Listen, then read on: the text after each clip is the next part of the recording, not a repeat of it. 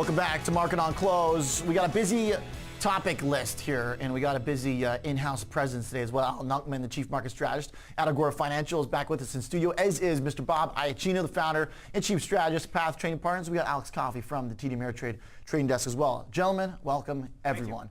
So the hurricane stuff is having pretty interesting impact on markets. I want to start there. Dan Deming just ran us through some of the agricultural stuff, but Home Depot's up, Lowe's been up.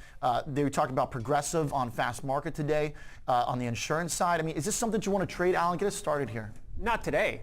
Going into this, you see the buy the rumor rally that you saw in some of those home builders in the past couple of days. But actually, interestingly enough, insurance stocks were up yesterday, which was kind of odd given the given the events ahead of us. So if you're not in ahead of the event, it's not best to jump in unless you're just flipping coins, because we don't know what the impact's actually going to be. Right. But if you look at the oil market, it was real interesting earlier this week that the markets initially had a bit of a sell-off because consumption is going to go down dramatically in this week as people get prepared and try and figure out what's what. And then we have to figure out what the damage is, and we have to figure out if there's going to be a disruption in the supply getting out there and up the East Coast. Yeah. As you mentioned, Progressive's also up again today. Bob, when we see like these moves around in a single event like this, hurricane, not to downplay the effect of potential natural disaster like this, but when you see like 5% moves on United Rentals and stuff that's been down year to date, and the Home Depot Lowe's thing, I mean, are people buying this in the expectation that other people are going to buy it because of a hurricane, or is this actually something that you look at and say, oh well, the next quarter their earnings are going to have to get bumped up and they're going to sell a bunch more generators and equipment, stuff like that? Yes. So are you doing that? No. Do you want it? Essentially, one of the things we've done for a long time is the insurance play. Okay. Because you tend to get a sell-off in the insurance companies right after the event, when the event is worse than expected. This may be one of those cases because of the sit and spin over the Carolinas and the actual reach of this storm. And whether you do the companies or an insurance ETF, it's a fairly reliable play, but not, as Alan mentioned, when it's rallying into the event. Okay. You have to have that post-rally. Yeah. How come Progressive's up going into this thing? Because I would think they'd have to pay out if all these claims if a bunch of homes are damaged. Well, Progressive cars mostly. It'd be mostly cars. They're not the ones to look at. For me, it's more of the home insurers, and then even the ETFs.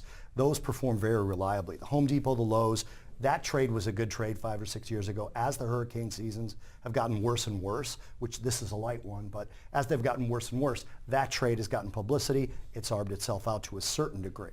Interesting. Alex, these stocks, I mean, are people looking at these as a play? Is it... I think it's almost like a reflection of the market right now, where there's so much trading activity, there's dispersion cropping up again, and there's a hurricane coming. What's my go-to hurricane stock? No, definitely. I think that's definitely a really good point. I think the first initial thing is always going to be the crude. Crude's going to spike and stuff like this, and people are going to speculate on the energy stuff. But it is really interesting, as Bob pointed out, to see those insurance stocks actually rallying into the event. But it hasn't been as much. I mean, we've got other stuff on the menu too, but I think the biggest thing to keep in mind also is going to be there's other storms behind this too. Where do those ones go? Yeah, this is just the middle of the season, so we've got a lot of ahead of us. But like Bob said, it's been a reliable trade year after year until it isn't, until that one time, and there's more damage than anyone's ever anticipated, and then you don't get that profit taking afterwards, and then you're jammed, and there's nothing you can do. So oil then is today. There's kind of a deluge of stuff hitting crude. Right. We've got questions about who fills in what if the Iranian sanctions remain tight. You've got an inventory that seemed pretty bullish on a draw, or maybe this hurricane stuff in here. Bob, get us going on the energy situation. Well, the crude oil is interesting because obviously this particular storm is not the one that's necessarily going to disrupt supply on the WTI side.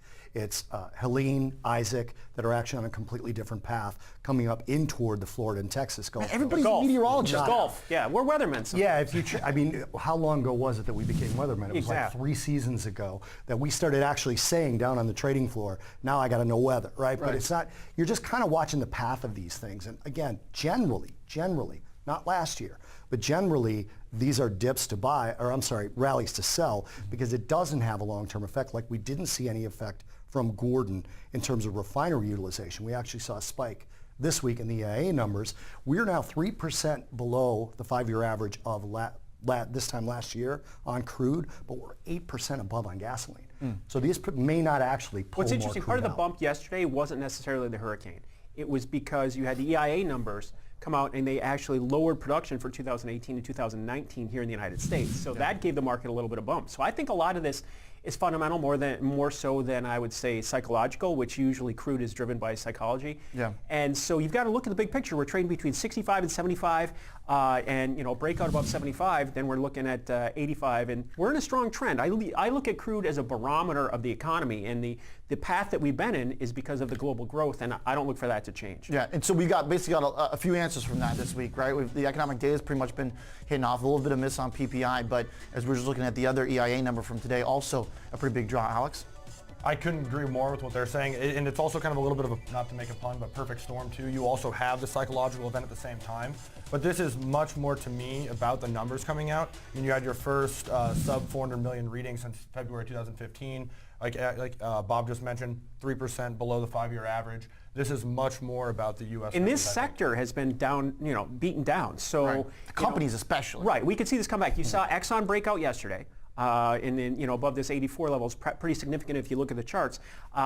Chevron still pretty negative. So if you look at those are Dow stocks and to bring it all full circle, the Dow obviously has been lagging behind. We got within 500 points here just a couple weeks ago of those highs, but we're still only up, 5% on the year compared to the other indexes. So if the Dow is going to play catch up, you're going to see some of those big boys in energy, Chevron and Exxon probably make a rally to make that happen. Yeah, it's the last one, right, that hasn't made a high. So if there's that sort of benchmark approach to a high. High tide. I don't want to say that in this condition, but high tide for you guys are killing me with all these. All right. I didn't mean to do that. It's just that's what we do here. So Bob, the chart for energy, the sector, we talk about it a lot, you and I, and it's been a tough trade, right? Because everybody thought, all right, it's time to come back into the spotlight with crude moving upwards. Then it kind of stuttered, didn't really take part, and then when it did, it broke right back down. So Exxon, Chevron, what are you going to look at that tells you when the story changes? Because every time they report earnings, the street sells them off for varying reasons. So we've done even this. when they we've done exactly. We've done this before. Yeah. When I'm looking at crude oil, I'm going to trade crude oil. Right. When you look at that 70% move that we had from the lows up until about April, in that period of time when crude oil went up 69.3%. Okay, Valero went up 40%, Chevron went up 22%, Exxon was down 9.4%. It all comes back to commodities. They're not good enough. Yeah. I mean, their product is screaming, and the business is not so perfect that their earnings scream with it and their stock price screams with it. Yeah. So when I'm looking at crude oil, I'm going to trade crude oil. All right, we're going to take a short break. Got a minute away until the closing bell. We'll be right back with the closers panel on TD Ameritrade Network.